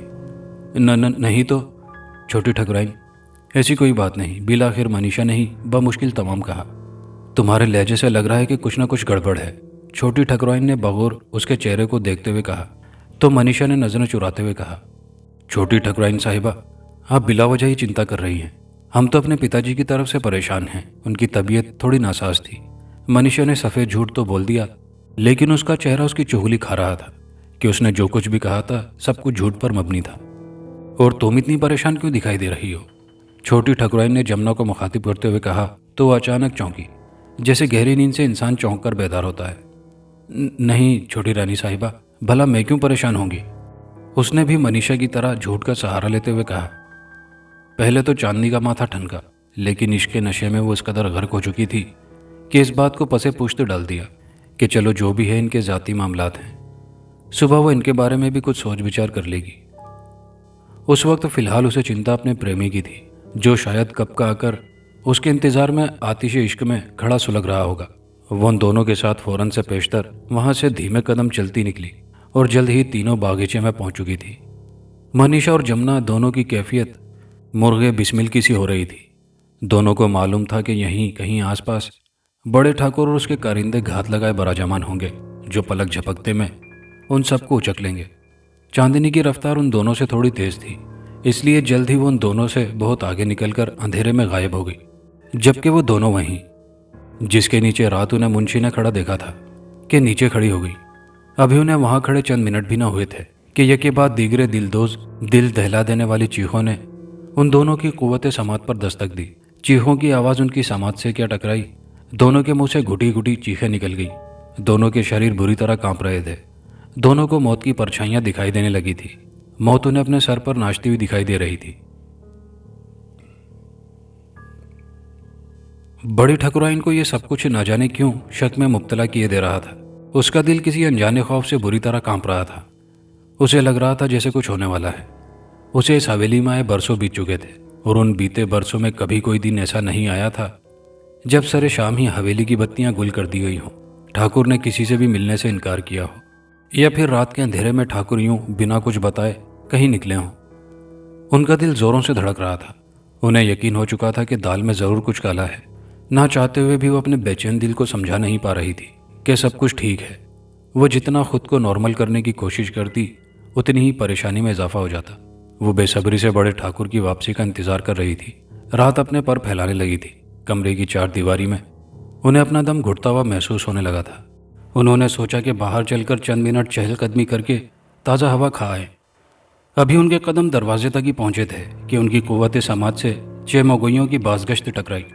उन्होंने कमरे का दरवाज़ा थोड़ा सा खोलकर बाहर झांका तो 3 साए उन्हें हवेली के बागीचे के दरवाजे की तरफ लपकते दिखाई दिए। अंधेरे की वजह से वो उन्हें पहचान तो ना पाई, लेकिन उनका दिल समझ गया कि हालात कुछ खराब हैं। हालात की बहती उल्टी गंगा का राज जानना जरूरी था। वो तीनों कौन थे ये पता लगाने के लिए वो भी धीरे धीरे उनके पीछे हो ली। तीनों साए लंबी राहदारी पार करके बागीचे के दरवाजे के पास जाकर रुक गए। फिर यके बाद दीगरे तीनों साए बागीचे का दरवाज़ा पार करके बागीचे में दाखिल हो गए। बड़ी ठकुराइन के कदमों में अचानक तेजी आ गई। उनका दिल बुरी तरह धड़क रहा था। वो जल्द से जल्द जानना चाहती थी कि वो तीनों कौन हैं। जल्दी वो भी बागीचे का दरवाज़ा पार कर गई।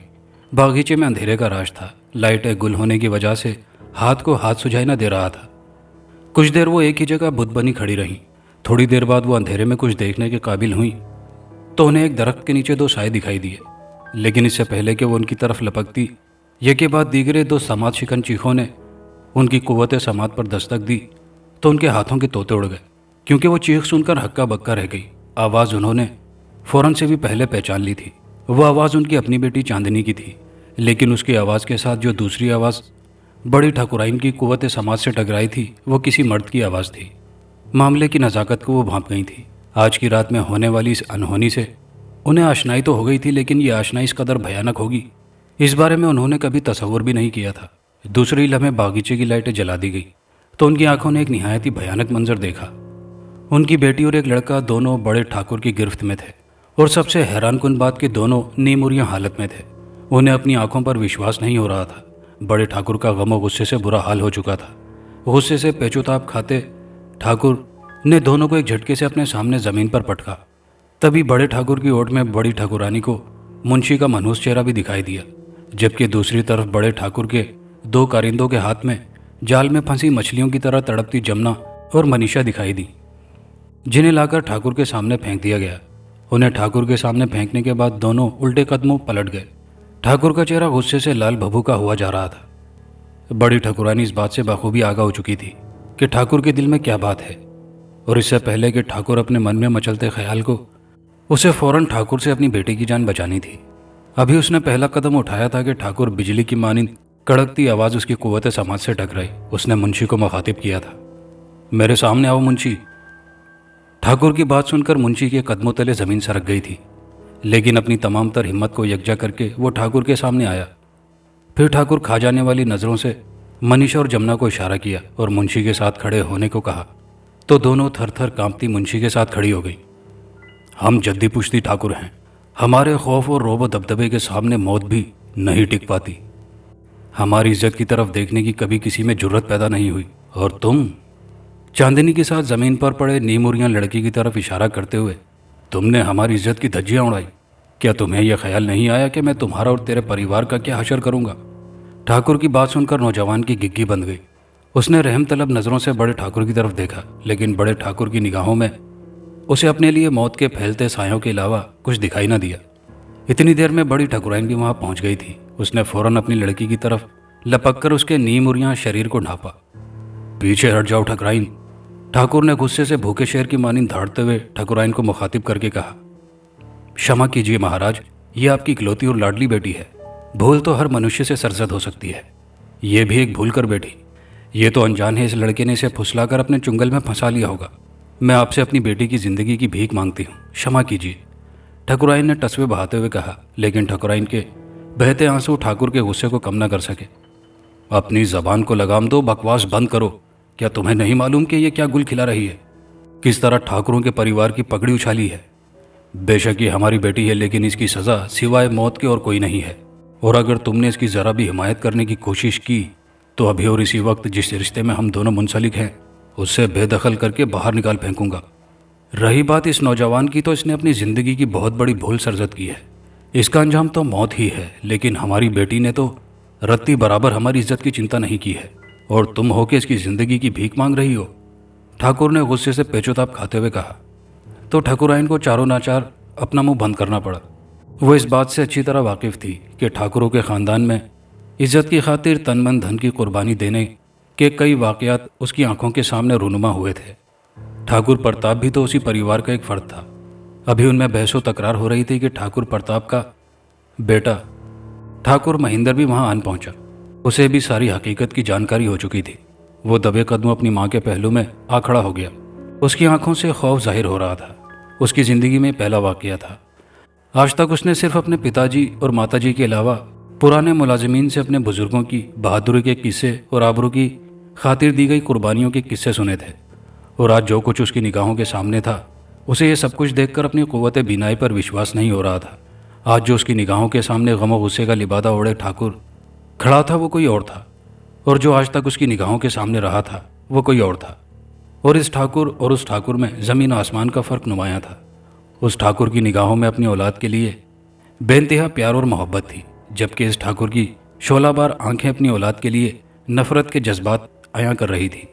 उसका दिल बुरी तरह हौल रहा था। उसके और प्रीति के दरमियान तो ऐसे कोई संबंध भी नहीं थे, लेकिन वो जानता था कि ठाकुर अब किसी तौर भी उनके इस रिश्ते को कबूल नहीं करेगा। तभी उसके कानों से ठाकुर की बादल की तरह गरजती आवाज़ सुनाई दी। ठाकुरों की इज्जत की तरफ कोई मैली आंख से भी देखे तो ठाकुर उसकी आंखें नोचकर अपने पालतू कुत्तों को खिला देते हैं। और खबीस इंसान, तुमने ऐसी गलती की है जिसका अजाला मौत के सिवा कुछ नहीं। तुम्हारी मौत एक मिसाली मौत होगी, और तुम्हारे साथ अपनी बेटी की तरफ देखते हुए इस खबीस लड़की की मौत भी इबरतनाक होगी, जो कभी हमारी बेटी होती थी। लेकिन अब हम इससे हर तरह का रिश्ता नाता तोड़ चुके हैं। तुम लोगों की मौत मेरे पालतू कुत्तों के हाथों लिखी है। वो तुम्हारी बोटियां नोच नोच कर खाएंगे। तुम्हें तो एहसास होगा कि तुम दोनों ने जिंदगी की कितनी बड़ी भूल सरजद की है। लेकिन मामला इज्जत का है।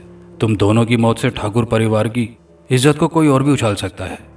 मुंशी उसकी बेटी और जमुना की तरफ देखते हुए, इसलिए इस राज को यहीं दफन करने के लिए तुम सबकी मौत जरूरी है, ठाकुर ने फैसला कुन लहजे में कहा। तो मुंशी फौरन से भी पहले उसके कदमों में आन गिरा। क्षमा कीजिए महाराज, हम तो आपके जद्दी पुश्ती गुलाम हैं। भला हमारी वजह से आपकी इज्जत क्यों खराब होगी? हम क्यों आपकी इज्जत का ढंढोरा पीटेंगे? ठाकुर साहब, हमारी खिदमतगिरी पर आपको भी कोई शक नहीं होगा। हम पर दया कीजिए भगवान के लिए, हम पर दया कीजिए महाराज। मुंशी के धुआंधार रोने धोने का ठाकुर पर भला कहाँ असर होने वाला था। जिस आदमी के दिल को उसकी बीवी के बहते आंसू न पिघला सके, उस आदमी के पत्थर दिल को एक नीच इंसान के आंसू भला कैसे पिघला सकते थे। ठाकुर ने पाँव को जोर से झटका दिया तो पाँव के साथ दीमक की तरह चिपटा मुंशी पीछे जा गिरा। मुंशी के साथ साथ जमुना और मनीषा की आंखें भी अश्कबार हो चुकी थी। उन्हें भी अपनी एक अजियतनाक मौत दिखाई दे रही थी। दूसरी तरफ चांदनी और उसके आशिक ने एक दूसरे का हाथ थाम लिया था। बड़ी ठकुराइन ने आगे बढ़कर उसका हाथ अपनी बेटी के हाथ से एक झटके से छुड़ा दिया, लेकिन अब की बार उसकी बेटी ने उसका हाथ थाम लिया। ये ठाकुर परिवार के लिए और भी डूब मरने का मकाम था। अभी तक इनकी इस हरकत को ठाकुर प्रताप ने नहीं देखा था। देख लेता तो उम्मीद थी कि तलवार से दो टुकड़ों में तकसीम करके रख देता। ठकुराइन चाहती थी कि उसकी बेटी अपने आशिक का हाथ छोड़कर अपने पिताजी के कदमों में गिरकर अपनी जिंदगी की भीख मांग ले, तो उम्मीद थी कि ठाकुर प्रताप उसे माफ कर देता, लेकिन उसकी हरकतें मुंह मांगी मौत वाली थी। इस जन्म में तो आप हमें अजियतनाक मौत दे के अब्दी नींद सुला देंगे पिताजी, लेकिन किस किस जन्म में आप हमारे साथ ये ज्यादती करेंगे। इस जन्म में ना सही, अगले जन्म में तो हम इकट्ठे हो ही जाएंगे। याद रखना पिताजी, प्यार की जंग में जात, नस्ल और ये ऊंच नीच कोई मायने नहीं रखती। आप जैसे लोगों के सीनों में दिल हो तो प्यार की चाशनी से आशनाई हासिल हो। आप लोगों के सीने में तो दिल नहीं, पत्थर के टुकड़े भगवान ने रख दिए हैं। तभी तो आपको प्यार की कदरों कीमत का पता नहीं। इस जन्म में ना सही, मरकर तो हमारी आत्माएं इकट्ठी होंगी। ये आवाज़ चांदनी की थी, जिसने ठाकुर समेत वहां पर मौजूद हर किसी को हैरान करके रख दिया था। हालांकि हकीकत यह थी कि ठाकुर अपने फैसले पर दिल ही दिल में अफसोस कर रहा था, और वो वक्त दूर नहीं था जब वो अपनी बेटी को माफ करके बाकी सबको अबदी नींद सुला देता। लेकिन उसकी बेटी ने जल्दी पर तेल छिड़कने वाली बात की थी। ठाकुर के जख्मों पर नमक छिड़क दिया था। ठाकुर ने खा जाने वाली आंखों से उसकी तरफ देखा। मैंने कभी सोचा भी नहीं था कि तुमने अपनी औलाद की ऐसी गंदी परवरिश की होगी। ठाकुर गुस्से से बड़ी ठकुराइन के पास से गुजरते हुए बोला। ठाकुर का इशारा पाकर उसके कारिंदों ने बड़ी ठकुराइन और छोटे ठाकुर को वहां से वापस लौटने पर मजबूर कर दिया। बड़ी ठकुराइन और छोटा ठाकुर बार बार मुड़कर पीछे देख रहे थे, जबकि चांदनी की पुश्त उनकी तरफ थी और उसने एक बार भी उनकी तरफ मुड़कर नहीं देखा। बागीचे का दरवाज़ा पार करने के साथ ही बड़ी ठकुराइन और छोटा ठाकुर तकरीबन भागते हुए ऊपर वाले कमरे में गए, जहाँ से बागीचे का सारा मंजर वाजे दिखाई देता था। वो देखना चाहता था कि ठाकुर आया हकीकत में अपनी औलाद को एक भयानक मौत देगा या औलाद की मोहब्बत में आकर उसे मुआफ़ कर देगा। लेकिन जल्दी उनकी आंखों को एक भयानक मंजर देखने को मिला। बागीचे में रोशनी दिन का समा पैदा कर रही थी। उस रोशनी में उन्होंने देखा कि हवेली के दरवाजे से अचानक ही 3 कुत्ते बागीचे में दाखिल हुए। कुत्तों के कद और जिसामत इस बात का ऐलान कर रही थी कि बागीचे में मौजूद लोग उन कुत्तों से नबर्द आजमा होने की सकत अपने अंदर नहीं रखते थे। वो कुत्ते खासे ताकतवर दिखाई दे रहे थे। चांदनी और उस लौंडे की पुश्त अभी तक बागीचे के दरवाजे की तरफ थी, जबकि मुंशी और उसकी बेटी जमुना की आंखें बागीचे के दरवाजे से अंदर आते कुत्तों पर जमी हुई थी। आनन फानन अफरा तफरी का माहौल पैदा हो गया। मुंशी, उसकी बेटी और जमुना ने बागीचे में अपनी जान बचाने के लिए इधर उधर दौड़ना शुरू कर दिया, जबकि चांदनी और उस लौंडे ने पहली बार मुड़कर देखा। कुत्ते तेजी से उनकी तरफ बढ़ रहे थे। बड़ी ठकुराइन और छोटे ठाकुर को पहली बार उन दोनों की आंखों में भी मौत के खौफ की परछाइयां दिखाई दी, लेकिन वो अपनी जगह से हिले नहीं। शायद मौत के लिए उन्होंने खुद को तैयार कर लिया था। उसके बाद निहायत ही भयानक मंजर माँ बेटे की नज़रों ने देखा। दोनों ने फौरन से भी पेशतर अपनी निगाहों को घुमा लिया, क्योंकि वो इस मंजर को देखने की ताब ना ला सके थे। क्या तुम वाकई ठीक कह रहे हो? प्रीति ने खौफजदा निगाहों से छोटे ठाकुर की तरफ देखते हुए पूछा। अगर ऐसी बात है तो तुम जानते हो कि हमारा अंजाम कितना भयानक होगा। बड़े ठाकुर के गज़ो गज़ब से भला हम कैसे बच सकते हैं? आप भगवान के लिए हमें छोड़ दीजिए, वरना हमारे साथ साथ बड़े ठाकुर आपको भी तहस नहस करके रख देंगे। हमें अपनी जान की तो कोई चिंता नहीं, लेकिन आपकी वजह से हम बहुत परेशान हैं। प्रीति की बात में हकीकत थी, लेकिन छोटे ठाकुर के बस में ना था कि वो प्रीति को अपनी ज़िंदगी से बेदखल कर सके। वो अब इतना दूर पहुंच चुके थे कि वापसी के तमाम तर रास्ते बंद हो चुके थे। उसे कुछ समझ नहीं आ रही थी कि इस समस्या का कोई ना कोई उपाय तो करना ही था, वरना ठाकुर प्रताप का गैज़ो गज़ब उसके साथ साथ प्रीति को भी ले डूबेगा, और यही वो चाहता नहीं था।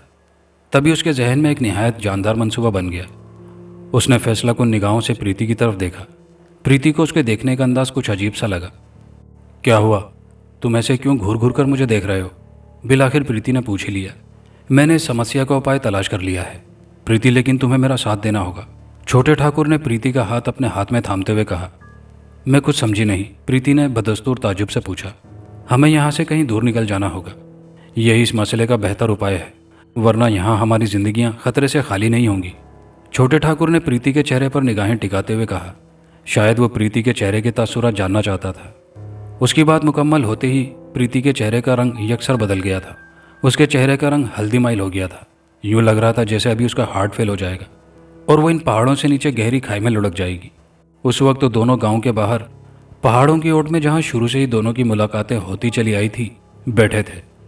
छोटे ठाकुर ने हैरत से उसके चेहरे के बदलते रंगों को देखा। वो समझ गया था कि प्रीति उसका साथ देने के लिए कतन तैयार ना थी। लगता है तुम मेरा साथ देने के लिए तैयार नहीं हो। अगर ऐसी वैसी कोई बात है तो बिला झिझक कह डालो तुम। छोटे ठाकुर का लहजा मायूसाना था।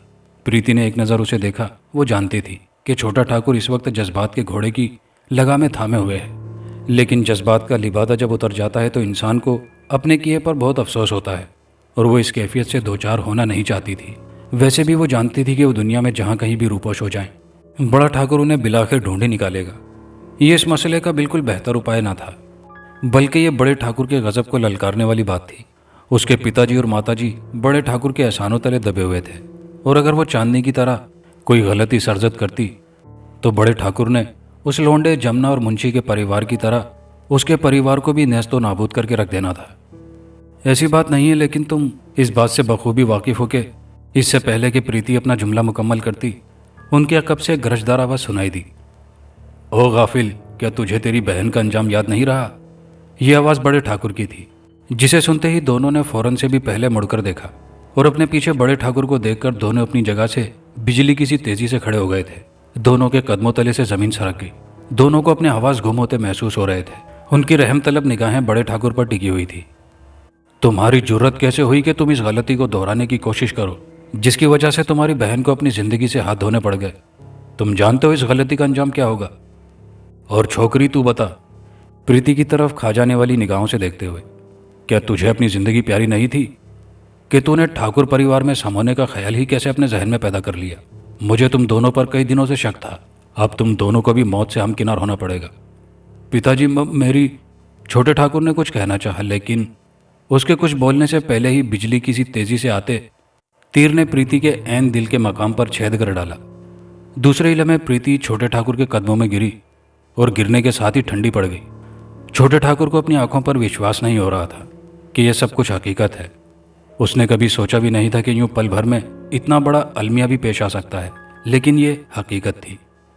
इस छोकरी की चिता को इसी जगह आग लगा दो, और इसे छोटे ठाकुर की तरफ इशारा करते हुए जंजीरों में जकड़ कर ले आओ, बड़े ठाकुर ने तहकमाना लहजे में कहा और वापस जाने के लिए मुड़ा। छोटे ठाकुर के लिए एक इम्तिहान का वक्त था। उसे कुछ सुझाई ना दे रहा था। बड़े ठाकुर के कारिंदे उसकी तरफ बढ़े, लेकिन इससे पहले कि वह करीब आते, एक पल में छोटे ठाकुर ने प्रीति के दिल से तीर निकालकर पीछे गहरी खाइयों की नजर किया, और दूसरे ही लम्हे एक निहायत ही नाकाबिले फरामोश मंजर सबकी आंखों ने देखा। छोटे ठाकुर ने प्रीति के शरीर को बाहों में भरा, और दूसरे ही लम्हे छोटे ठाकुर ने खुद को गहरी खाई की नजर कर दिया। बड़े ठाकुर, एक कारिंदे ने दोनों लफ्जों को थोड़ा खींचकर अदा करते हुए बड़े ठाकुर को मुखातिब किया, तो बड़े ठाकुर को उसकी हरकत पर बहुत गुस्सा आया। बड़े ठाकुर ने घूमकर उसकी तरफ देखा तो लरस कर रह गए, क्योंकि वहां सिर्फ उस तीनों के कारिंदे खड़े थे, लेकिन छोटे ठाकुर और उसके कदमों में पड़ी वो मुर्दा प्रीति का कोई अता पता न था। एक कारिंदा जिसने बड़े ठाकुर को पुकारा था, खौफ और हैरत के मिले जुले तासुरात से बड़े ठाकुर की तरफ देखते हुए हाथ का इशारा खाई की तरफ कर रहा था। बड़े ठाकुर के कदमों तले से जमीन सरक गई थी। वो किसी तौर भी अपने बेटे को सजा नहीं देना चाहता था, क्योंकि उसे पहले ही अपनी बेटी को मौत के घाट उतारने का गम अंदर ही अंदर दीमक की तरह चाट रहा था। लेकिन अब तो वो बिल्कुल खाली हाथ हो चुका था। वो अपनी पत्नी को अब क्या मुंह दिखाएगा? अब उसके पास सोचने समझने के लिए कुछ भी ना बचा था। बड़े ठाकुर, छोटे ठाकुर ने खुद को इस गहरी, एक कारिंदे ने बोलना चाहा, लेकिन बड़े ठाकुर ने हाथ के इशारे से उसे चुप करवा दिया और अपनी कैफियत पर काबू पाने की खातिर एक पत्थर का सहारा लेकर नीचे विराजमान हो गया। उसे कुछ सुझाई न दे रहा था। उसकी दुनिया लुट चुकी थी। उसके पास कुछ भी ना बचा था। उसने अपने ही हाथों अपना सब कुछ दांव पर लगा दिया था। उसका दिल कर रहा था कि चीख चीख कर सारी दुनिया को कहे कि वो अपनी औलाद का कातिल है। उसे अपने आप से घिन आ रही थी। उसका मन चाह रहा था कि अपनी तलवार से अपने टुकड़े कर डाले। उसकी आंखें नीम आलूद हो गई थी। उसके दिल की धड़कनें बेतरतीब हो गई थी। उसकी आंखों के सामने दिन दिहाड़े तारे नाच रहे थे। छोटे ठाकुर के सामने आज फिर उसकी महबूबा का शरीर पड़ा था। उसकी पूजा पाठ मुकम्मल हो चुकी थी और उसकी महबूबा के शरीर में जुम्बिश पैदा हो रही थी। उसकी आत्मा वापस उसके शरीर में लौट आई थी। उसके लबों पर मुस्कुराहट रेंग रही थी। उसने अपने बाजू फैला दी और दूसरे ही लम्हे उसकी महबूबा उसके बाजुओं में पेंडोलम की तरह झूम रही थी। प्रीति, तुम्हें एक नई जिंदगी मुबारक हो, उसने अपनी महबूबा को खुद से जुदा करते हुए कहा। मैं दिन ब दिन तुम्हारे एहसानों तले दबती जा रही हूँ महिंदर, अब तो मुझे भी अमर कर दो। प्रीति ने नामालूद लहजे में छोटे ठाकुर की तरफ देखते हुए कहा। मैंने सब कुछ पा लिया है, अब मौत तुम्हारे पास आने से भी खौफ खाएगी। आज रात मैं तुम्हें अमर कर दूंगा, फिर मेरी तरह तुम्हें भी दुनिया की कोई ताकत तकलीफ ना पहुंचा सकेगी। छोटे ठाकुर ने उसे दोबारा अपनी बाहों में भरते हुए कहा। इस खाम ख्याली को जहन से निकाल फेंको महिंदर। इसके साथ साथ आज तुम्हारी जिंदगी की भी आखिरी रात आ गई है। तुमने लोगों पर जुल्म करने में कोई कसर नहीं छोड़ी। अब ईश्वर का कहर तुम्हारी मौत की सूरत में तुम पर नाजिल होने वाला है। तहखाने की खामोश फिजा में एक अनजानी आवाज़ उन दोनों के कानों से टकराई। दोनों ने फिजा में इधर उधर निगाहें दौड़ाईं। खासकर छोटे ठाकुर को तो अपनी आंखों पर विश्वास नहीं हो रहा था, क्योंकि तहखाने की खामोश फिजा में गूंजने वाली आवाज़ किसी और की नहीं, चांदनी की थी। चांदनी और उस नौजवान के वजूद हाजिर हो गए जिसे ठाकुर प्रताप ने अपनी बेटी के साथ साथ अबदी नींद सुला दिया था। शायद तुम मेरी शक्तियों से वाकिफ नहीं हो चांदनी। मैं वो महिंदर नहीं रहा जो पहले था। मैं काली शक्तियों का महाराजा बन गया हूँ। छोटे ठाकुर ने कहर आलूद नज़रों से अपनी बहन की तरफ देखते हुए कहा। काली शक्तियों का कोई वजूद नहीं होता महिंदर। शैतान खुद सबसे बड़ा धोखा है, जो इंसान को धोखे से अपना असीर बना लेता है और फिर अपनी राह चलने पर मजबूर कर देता है और फिर जल्द ही नर्क उसका मुकद्दर बन जाता है। तुम ये समझते हो कि तुम अमर हो चुके हो, तो आज तुम्हारी ये खाम ख्याली भी ख़त्म किए देती हूँ। पहले तुम्हें यह बता दूं कि पिताजी के कहर का निशाना बनने के बाद हमारी आत्माओं ने हमारे शरीर को खैरबाद कह डाला। हमारी आत्माओं का शरीर से निकलना था कि हमें एहसास हुआ कि हम दुनिया में भी गलत रास्ते पर चलते रहे हैं। असल रास्ता ईश्वर के प्रार्थना और मनुष्य की खिदमत के रास्ते पर चलना है, लेकिन अपनी मनमानी करते रहे हमने दूसरों का ख्याल न किया। वो एक महान पुरुष था जिसने हम दोनों की आत्माओं को दुनिया में वापस बुलाया। उसके पास ईश्वर की शक्तियाँ थीं, जिसके बलबूते पर उसने हमारी आत्माओं को अपने वश में कर लिया। फिर उसने हमें बताया कि नर्क के अजाब से एक ही सूरत में छुटकारा मिल सकता है, जब हम ऐसा कोई शुभ काम कर जाएं जिसके एवज हमारी जान बख्शिश का सामान हो जाए। हम फौरन महान पुरुष के कदमों में गिर गए और फरियाद की कि हमें नर्क के अजाब से निजात दिला दें। तो उसने हमारे ज़िम्मे ये काम लगाया कि अगर हम दोनों तुम्हें तुम्हारी शक्तियों समेत नेस्तो नाबूद कर दें तो हमारी बख्शिश का सामान हो सकता है। छोटे ठाकुर को अपनी कुव्वत समात पर विश्वास न हो रहा था कि उसकी बहन ऐसी बातें करेगी। जिन लोगों को वो सदा गलत समझता आया था, उसकी बहन उन्हें सही कह रही थी। उसका मन चाह रहा था कि फ़ौरन से भी पेशतर तहस नहस करके रख दे। पहले तो उसका मन चाह कि अभी उसको नर्क में डाल फेंके, लेकिन उसने अपने आप पर जब्त करते हुए कहा, शायद तुम जानती नहीं हो कि तुम किसके मुकाबिल हो, लेकिन मैं फिर भी तुम्हें अपनी बहन होने के नाते एक बार फिर तुम्हारी भूल को बालाई तक रखते हुए कहता हूँ कि फ़ौरन मेरे कदमों में गिर जाओ। किसी भी खुशफहमी में ना रहो सफ़ाक इंसान। तुम इस दुनिया के लिए अज़ाब बन चुके हो। तुमने ना जाने कितने ही बेगुनाहों को अबदी नींद सुला दिया है, इसलिए तुम्हारी मौत अब लाजमी है। ये आवाज़ उस नौजवान की थी जिसकी वजह से उसकी बहन को ज़िंदगी से हाथ धोने पड़ गए थे। बकवास बंद करो खबीस इंसान। अब देखो मैं तुम दोनों को कैसी मौत मारता हूँ। तुम दोनों ने मेरा सारा मज़ा ख़राब करके रख दिया है, छोटे ठाकुर ने गज़ब से भड़कते हुए कहा। फिर उसने मुँह ही मुँह में बुड़बुड़ाना शुरू कर दिया। दूसरे ही लम्हे उन दोनों की तरफ फूंक मारी तो दोनों के गिर्द आग का एक कुंडल कायम हो गया। यूं लग रहा था जैसे आग पलक झपकते में उन दोनों को जलाकर भस्म कर डालेगी, लेकिन उन दोनों के चेहरों पर किसी भी किस्म के कोई आसार पैदा नहीं हो रहे थे। छोटे ठाकुर ने उन दोनों को बेफिक्र देखकर हैरत से उन दोनों की तरफ देखा। अगला पल उसे मजीद हैरत के समंदर में गोताजन करने वाला था जब आग का हिसार एकदम ख़त्म हो गया। पिताजी ने हम दोनों को अपने गज़ब का निशाना बनाया था, लेकिन मरकर भी मैंने कभी उनके बारे में अपने दिल में नफ़रत ना पैदा होने दी। और तुमने जालिम इंसान, तुमने तो वो कदम उठाया जिसका कोई अजाला ही मुमकिन नहीं। चांदनी ने गम गुस्से से उसकी तरफ देखते हुए कहा। अब देखो तुम्हारी इस महबूबा का मैं क्या हाल करती हूँ। चांदनी ने इतना कहा और दूसरे ही लम्हे तहखाना प्रीति की चीखों से गूंज उठा। छोटे ठाकुर के कदमों तले से ज़मीन सरक गई। उसे अपनी आंखों पर विश्वास नहीं हो पा रहा था कि उसकी ताकतें उन दोनों के सामने मांद पड़ जाएंगी। उसने गुस्से से पेचोताप खाते हुए चांदनी और उस नौजवान की तरफ देखा, जबकि दूसरी तरफ प्रीति का शरीर जलकर भस्म हो चुका था। उसकी आत्मा छोटे ठाकुर के संभलने से पहले जहन्नुम वासिल हो चुकी थी और वहां से लौट आना अब छोटे ठाकुर के बस का भी खेल न रहा था। ये तुमने क्या किया मेरी प्रीति को मुझसे हमेशा के लिए दूर कर दिया। छोटे ठाकुर ने गम और गुस्से से तिल मिलाते हुए चांदनी की तरफ देखते हुए कहा, मैं तुम दोनों को नेस्तो नाबूद करके रख दूंगा। तुम दोनों की आत्माओं को हमेशा के लिए अपना बंदी बना के ऐसी सजाएं दूंगा कि तुम्हारी आत्माएं हमेशा मेरे नाम से भी कांपती रहेंगी। छोटे ठाकुर का गुस्सा आसमान की वसअतों को छू रहा था। उसने मोही मुंह में तेजी से दोनों की तरफ खा जाने वाली नजरों से देखते हुए बुड़बुड़ाना शुरू कर दिया। लेकिन उन दोनों के चेहरों पर मुकम्मल इत्मीनान था। किसी भी किस्म के कोई तासुरात आया न थे। छोटा ठाकुर दिल ही दिल में उनके चेहरे पर इत्मीनान को देखकर खौफजदा भी था, लेकिन अपनी शक्तियों पर मुकम्मल विश्वास भी था कि उसने हमेशा शैतान देवता की पूजा की है। तो इसके एवज शैतान देवता ने न सिर्फ उसे अमर कर दिया था, बल्कि ऐसी शक्तियों से भी नवाजा था जिनकी बदौलत वो बड़े से बड़े महान को नाकों चने चबवा सकता था।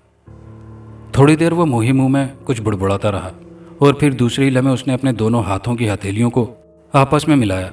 फिर हाथ को जोर से झटका तो उसके हाथों से आग की चिंगारियां बड़ी तादाद में निकलने लगी। उनकी तपिश से छोटे ठाकुर की पेशानी हरकालूद हो गई, लेकिन चांदनी और वो नौजवान मुकम्मल तौर पर इत्मीनान से खड़े उसकी हरकत को देख रहे थे। आग की चिंगारियां तेजी से उन दोनों की तरफ लपकने लगी। छोटे ठाकुर के चेहरे पर खुशी के तासुरात नुमायां होने लगे थे, क्योंकि वो जानता था कि ये उसका एक ऐसा कारीवार था जो कि पल भर में उन दोनों की आत्माओं को अपनी गिरफ्त में ले लेगा और फिर दोनों उसके सामने गिड़गिड़ाएंगे और मिन्नत समाजत करेंगे। तो वो इस शर्त पर उन्हें आग से छुटकारा देगा कि अगर वो दोनों उसकी गुलामी कबूल कर लें। लेकिन ये उसकी खुशफहमी साबित हुई, क्योंकि वो आग अचानक रुक गई और अगला मंजर निहायत ही भयानक था। उन दोनों की तरफ लपकती आग एकदम वापस पलटी और बिजली की सी तेजी से उसकी तरफ लपकी तो उसके हाथों के छक्के छूट गए। उसने फौरन ही दूसरा मंत्र पढ़कर आग को बुझाया। तुम्हारी मौत आज यकीनी है महिंदर। तुम जितने भी जतन कर लो, आज तुम हमारे हाथों मौत के घाट जरूर उतरोगे। हम भी तो देखें कि तुम्हारे उस शैतान देवता जिसने तुम्हें अमर किया है वो आज तुम्हें कैसे बचाता है। हम तुम्हें इसी तहखाने में कैद करके तुम्हें हमेशा के लिए यहीं दफन कर जाएंगे। तुम जैसे नासूर के लिए यही जगह दफन के लिए बेहतर है। तुम जैसा जालिम जिसने अपने वालदैन को अपनी शैतानी ताकतों की नज़र कर दिया, उसका इस दुनिया में रहना मुनासिब नहीं। एक बहन कभी अपने भाई को मौत की नींद नहीं सुलाती, लेकिन तुम जैसे शैतान के पुजारी का ठिकाना दुनिया नहीं जहन्नुम की दहकती आग है। अपनी आंखों से देखो कि हम तुम्हारे उस शैतान देवता का क्या हल करते हैं। उसे कहो कि अगर उसमें अपने बचाव की शक्ति है तो खुद को बचा ले। चांदनी ने छोटे ठाकुर को ललकारते हुए कहा। छोटे ठाकुर के कदमों तले जमीन सरक गई। उसने हैरान आंखों से चांदनी की तरफ देखा और फिर पुरुमीद नज़रों से शैतान देवता के बुत की तरफ देखा, जैसे कि उसे उम्मीद हो कि वो ना सिर्फ अपनी बल्कि उसकी भी रक्षा करेगा और यही नहीं, उन दोनों को भी अब्दी नींद सुला देंगे। लेकिन ऐसा कुछ नहीं हुआ। उसने एक नहायत ही अजीब मंजर देखा। तहखाने की छत में अचानक ही एक बहुत बड़ा शिगाफ हो गया। फिर देखते ही देखते उस शिगाफ में से दूधिया रंग की रोशनी अंदर दाखिल होने लगी। रोशनी के अंदर दाखिल होने की देर थी कि अचानक तहखाना चीखों से गूंज उठा। चीखने वाले दिखाई नहीं दे रहे थे, लेकिन तहखाना मुकम्मल तौर पर मातमकदा बन चुका था। यूं लग रहा था जैसे कोई निहायत ही कर्बो अजियत की कैफियत में मुब्तला होकर शोर कर रहा हो। चीखने वाली एक नहीं कई आवाज़ें थीं। मर्दों, औरतों और बच्चों तक की आवाज़ें शामिल थीं। छोटा ठाकुर हैरत याद से अपने चारों तरफ नज़रें दौड़ा रहा था। बहुत खूब। अचानक उसे चांदनी और उस नौजवान की इकट्ठी आवाज़ सुनाई दी। उसने उस तरफ देखा जहाँ चांदनी और नौजवान खड़े थे, लेकिन ये देखकर वो गूंग रह गया। वो दोनों वहाँ न थे। दूसरे ही लम्हे उसे ऐसी आवाज़ सुनाई दी जैसे कोई हथौड़े से कोई चीज़ तोड़ रहा हो। उसने फ़ौरन से भी पहले आवाज़ की सीमत नज़रें दौड़ाई तो अगला मंजर देखकर वो हैरान रह गया। चांदनी शैतान देवता के देवकामत बुतों को तोड़ने में लगी हुई थी। नहीं, भगवान के लिए रुक जाओ, ऐसा ना करो। तुम जो कहोगे मैं करने के लिए तैयार हूँ। भगवान के लिए रुक जाओ, उसने ज़ोर ज़ोर से चीखते हुए कहा। लेकिन उसकी चीखों की आवाज़ भला उन तक कैसे पहुँचती। पूरा तहखाना पहले ही चीखों से गूंज रहा था। उसकी निगाहों के सामने शैतान देवता का बुत ज़मीन पर आ गिरा। इसके साथ ही जैसे पूरे तहखाने में जलजला आ गया हो। उसने देखा कि उस दूधिया रोशनी के साथ ही चांदनी और उस नौजवान का शरीर छत में बने शिगाफ से रफू चक्कर हो गए। तहखाना मुकम्मल तौर पर बंद हो चुका था। उसके भागने का कोई रास्ता नहीं बचा था। उसे अपनी मौत यकीनी दिखाई दे रही थी। उसने कभी तसव्वुर में भी ना सोचा था कि वाकई कभी उसे मौत आन घेरेगी। वो खुद को हमेशा अमर समझता आया था, लेकिन जो अपनी हिफाजत नहीं कर सकते उन्होंने उसकी हिफाजत क्या खाक करनी थी। चांदनी और उस नौजवान का शरीर जैसे उस तहखाने से बाहर निकला, उनके सामने बड़े ठाकुर और बड़ी ठकुराइन की आत्माएं आ गईं। शायद वो दोनों उनके ही इंतजार में थे। बड़े ठाकुर और बड़ी ठाकुराइन की नज़रों में शर्मिंदगी के तासुरात नुमायां थे। हम वाकई गलत थे, लेकिन जो तरीका तुम दोनों के प्यार का था वो भी तो गलत था। आज हम तुमसे बहुत खुश हैं, क्योंकि तुम दोनों ने वो कारनामा सर अंजाम दिया है जिसकी वजह से ईश्वर तुम दोनों के लिए सुवर्ग में जगह देगा। अब चलो, यहाँ से हमारा जाने का वक्त आ गया है। ये आवाज़ बड़े ठाकुर की थी। दूर आसमान की वसतों पर एक छोटी सी बदली छाई हुई थी, जिससे दूधिया रोशनी निकलकर उनके शरीरों तक आन पहुंची थी। उनके शरीर अचानक ऊपर उठने लगे। चांदनी और उस नौजवान ने आखिरी बार जमीन की तरफ देखा। तहखाना ज़मीबोस हो चुका था। हर तरफ गर्दो गुबार और धुंध छाई हुई थी। छोटा ठाकुर अपने अंजाम को पहुंच चुका था। वो वासिले जहन्नुम हो चुका था। वो अपनी माशूका के पास हमेशा के लिए पहुंच चुका था और दुनिया उस नासूर से पाक हो चुकी थी। दोस्तों, कहानी अच्छी लगी हो तो वीडियो को लाइक शेयर ज़रूर कीजिएगा। कमेंट बॉक्स में अपनी कीमती राय का इजहार कीजिएगा और चैनल पर नए आने वाले दोस्तों से गुजारिश है कि चैनल को लाजमी सब्सक्राइब कर लीजिए। शुक्रिया।